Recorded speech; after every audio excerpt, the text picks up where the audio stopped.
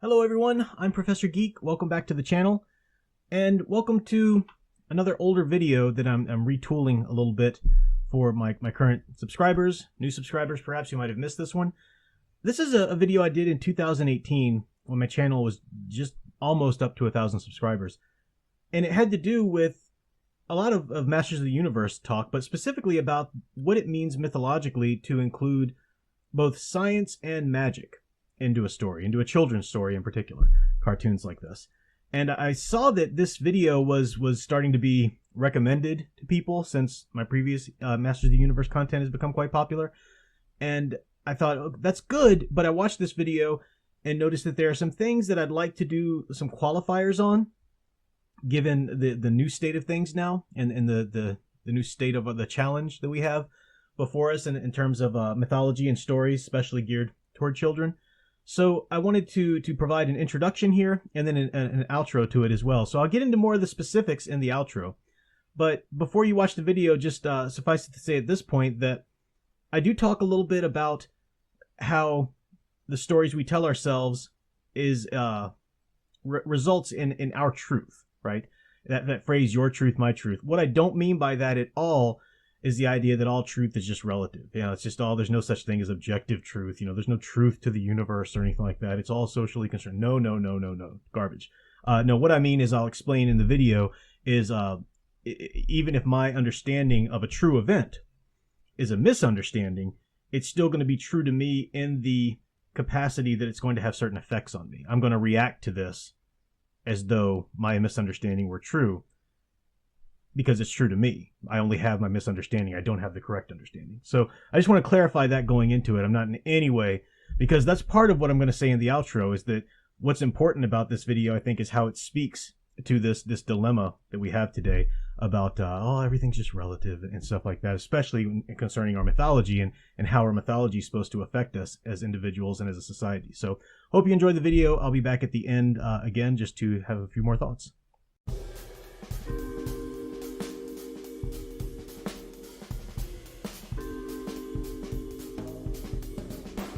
Hello everyone, I'm Professor Geek. Welcome back to my channel. As promised, today I want to talk about another aspect of our beloved childhood cartoons, specifically the Thundercats, Masters of the Universe, and so forth, and the unique effect that those cartoons had on so many of us, and an effect that isn't as prominent anymore today. And this is the inclusion in their universes of both science and magic. These were shows that had a certain science fiction element, even though the plots and world building wasn't operating on actual scientific principles that are in play and known today and so forth. In the fictitious universes, they were based on science. That's basic science fiction. So a lot of technology was involved, a lot of new discoveries, the Thunder Tank, the Attack Track, the Cat's Lair, Trapjaw's gadgets. And these were in the same stories as sorcery, as the Sorceress of Grayskull, as the Mystic Eye of Thundera, as Mumra in all of his power, and as Orko, the court magician from a different dimension. If you're used to these stories by now, it might not seem so out of the ordinary, but it hasn't always been commonplace.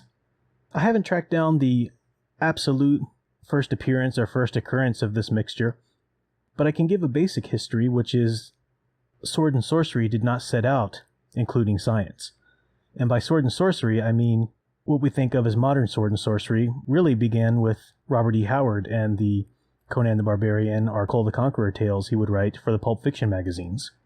Fantasy had been around, of course, for a long time in fairy tales and mythologies in Europe, but Howard created a distinctly American style of that, and that's what most people talk about when we say sword and sorcery now, as opposed to a higher fantasy type of story like something in Lord of the Rings. These cartoons we grew up on certainly drew from that. It's documented how Conan the Barbarian and that franchise certainly led to the creation of Masters of the Universe. Even before that, though, we had Black Star, and before that we had Thundar the Barbarian. In the intro to Thundar the Barbarian from 1980 and 1981, the narrator says this is a world of savagery, super science, and sorcery.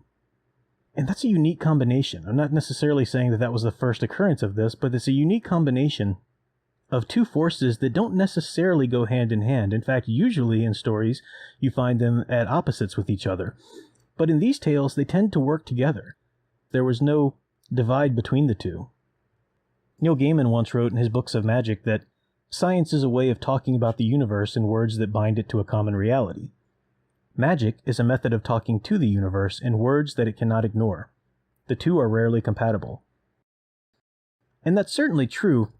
Picking that quote apart a little bit, the fact that magic is our way of talking to the universe, I'd like to direct that toward an individual's placement within the universe, finding our place, speaking out our roles. It's a common psychological principle that we are the results of the stories we tell ourselves, about the world around us, about others around us, and so forth.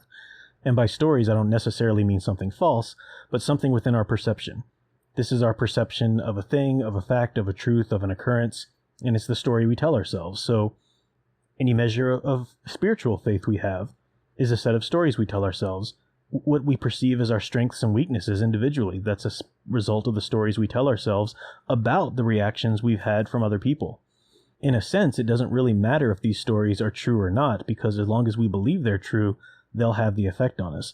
For example, if someone writes a comment section in a video of mine and said something like, "Wow, your videos are great," no punctuation or anything like that, then I might take that as sarcasm.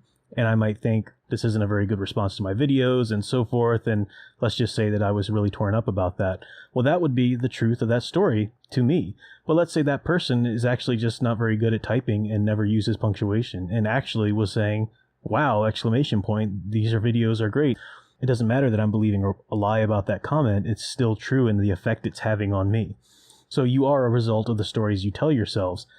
So it's a psychological principle that each of us has power to, in that sense, speak our place into the universe in terms of our own recognized realities. But if we link that to the idea of magic in stories, then I have another quote, and this is by Dr. Jordan Peterson, that the archetypal rooting of the identity is what helps you grapple with the fundamental existential problems of life. The archetypal rooting does not necessarily come from facts one learns in a book, a science experiment, and so forth. Archetypal rooting comes from the stories. It comes from the stories that we hear, the stories that we accept into ourselves, the mythologies we involve ourselves in or take an interest in. We find ourselves in certain characters, we see ourselves in certain struggles, and that all becomes part of the way we see ourselves, and that all becomes our archetypal rooting, which allows us to deal with the struggles and grapple with the fundamental and existential problems of life. So linking this to the idea of magic, metaphorically in stories, makes sense then, because magic isn't scientifically quantifiable. Sorcery and magic and so forth, as it exists in these tales that we love, doesn't exist in the real world around us in that sense. So we can't rely on its own intrinsic laws and nature like we could science. Science is a hard fact, it's around us. So what does this do for children to see cartoons in which science and magic are suddenly working together? The sorceress can cast a spell, and Man-at-Arms can use one of his gadgets to help the spell along. Subconsciously, I would posit that it conditions the child's mind to accept the scientific truth of the world around them as they grow, but to be open to things that can't be scientifically explained. I don't necessarily mean by this spirituality, religion, and so forth, although that certainly falls under the banner. But I mean that archetypal rooting, that sense of what's important in life, that sense of values, sense of rights, sense of the true, the beautiful, the good. Everyone has to define that for themselves, and without it, you might as well slit your wrists, because the human psychology cannot exist without that. And we see this today with an increasing nihilism in our society. We have an increase in depression and anxiety and so forth, and that's not the sole root cause. I'm not making a general sweeping statement like that, but it is connected. Even a complete and total atheist has to do a sort of psychological trick of the mind to believe in the meaning of life and the meaning of the world and the wonder of the world.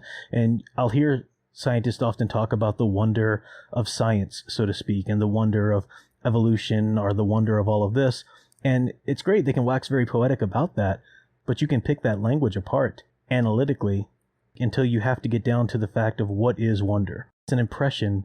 It's something that you are defining within your own taste and perceptions. And that is where the magic resides.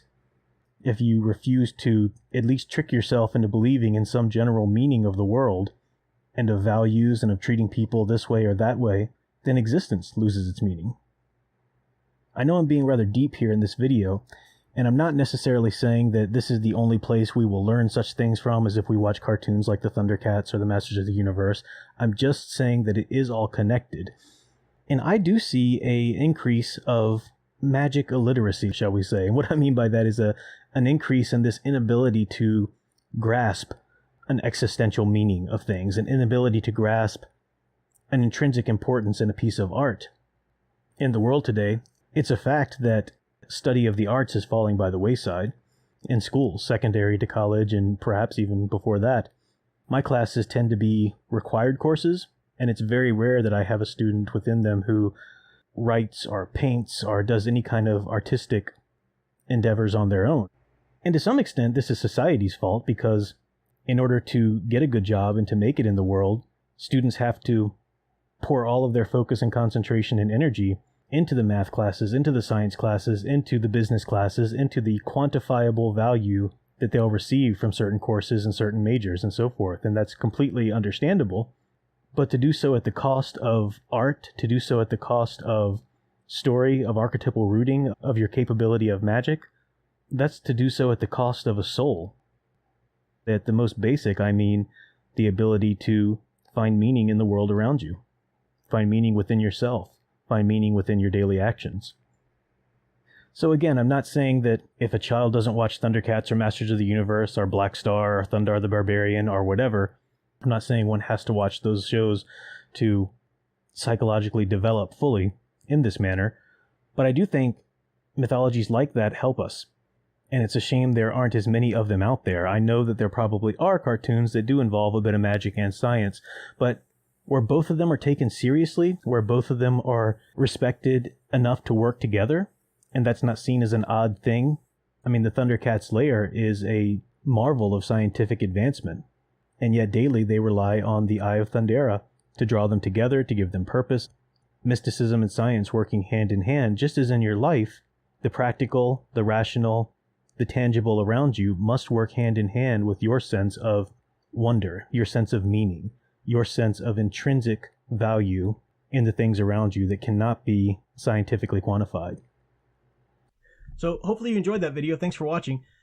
As I said in the video, these stories that do include both science and magic working together in tandem, especially if we work, at least for the sake of this argument, start thinking of the magic in these stories as a metaphor for how we will create our worlds, right? Create ourselves, our occupations, the things we're going to believe in, the virtues, the things we're going to fight for, the things we're going to strive for, in that sense.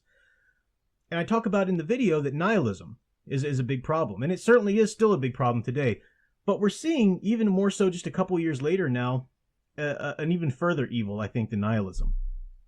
And that's the idea that now that everything's been deconstructed, now that we can say there's no, these stories, these cartoons, whatever, your gender, your anything in the world, nothing means nothing. It's all socially constructed. Now that they've just removed all meaning from everything, now they're starting to replace it with their own fabricated meaning, and fabricated from the ground up, not just in the sense of at least true to them as far as how they understand it. No, I mean fabricated to the point where they're pushing it on you as truth, period.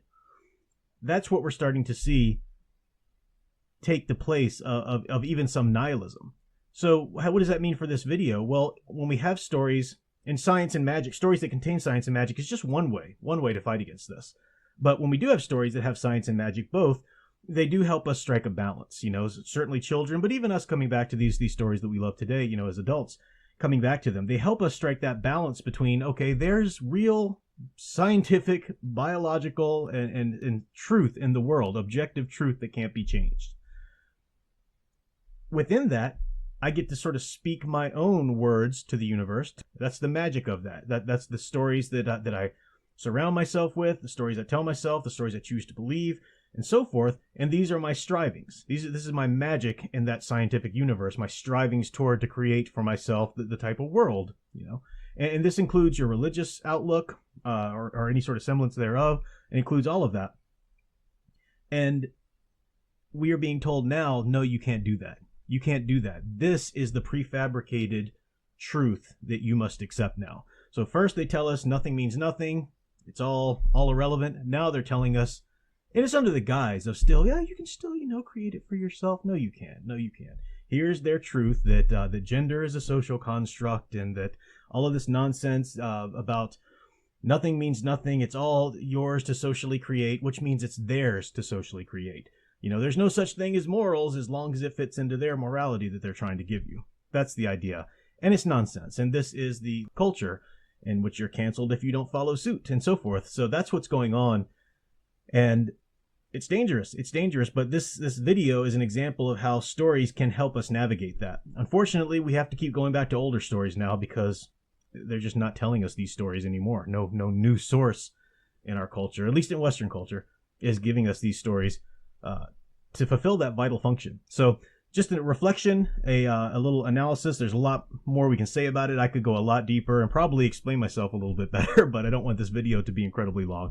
So you have certain questions, that's fine, but we can talk about it later, maybe in other videos, certainly in other live streams. Until then, thanks for watching, and keep enjoying and digging deeper into the hero stories you love.